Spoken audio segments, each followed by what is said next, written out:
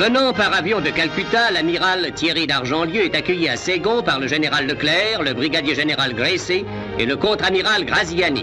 Dans son allocution, le haut-commissaire de France en Indochine a déclaré « Nous ne venons pas apporter la guerre et récolter de nouveaux lauriers.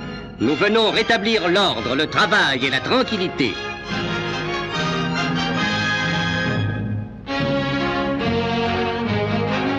La compagnie de débarquement du Richelieu va coopérer aux opérations du dégagement de la région de Saigon.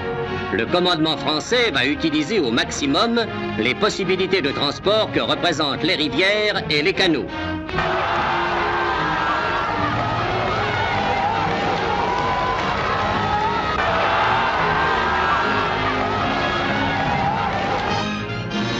Les opérations amphibies d'importance limitée se déroulent dans la région du Delta. La plupart s'effectuent sans effusion de sang. Après le passage de nos colonnes, la confiance renaît, le travail reprend. La réduction de la poche du sud de Saigon doit s'effectuer par une action conjuguée des marins du Richelieu et des unités blindées du général Leclerc. Un pont en flammes est franchi sous le tir de l'ennemi.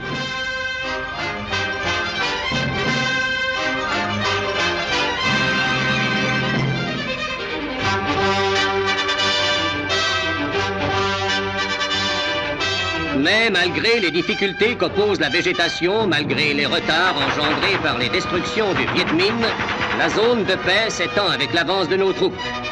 Les éléments déchaînés ou les ruses des fanatiques n'ont pas de prise sur des hommes qui se sont battus sur 3 continents. Hier, le méchoui arabe, aujourd'hui, le cochon anamite.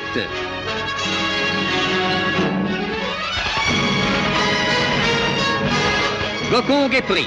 Un des nôtres connaîtra le dernier repos dans le jardin de la résidence. Et la présence de ce mort donne un sens plus lourd au geste traditionnel du lever des couleurs.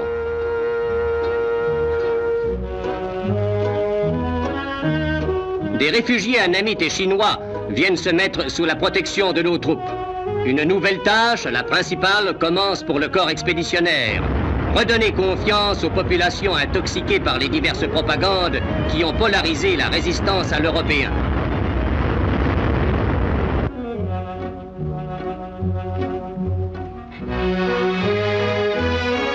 Désormais, c'est pour nous que de gré ou de force, le Jap doit travailler.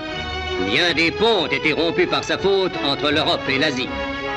Pour trouver le général Leclerc, il suffit de se rendre à l'extrême pointe de l'avance française. Sur les bords du Mekong, comme à Paris, Strasbourg ou Berchtesgaden, il montre le chemin.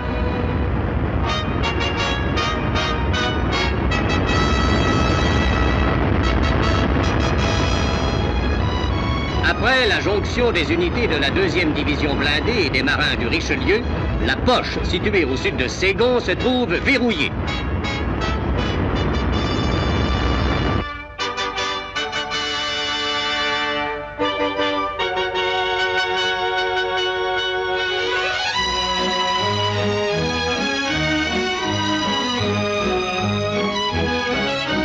Mais la présence d'une élite en Extrême-Orient ne s'est pas manifestée seulement sur le plan militaire.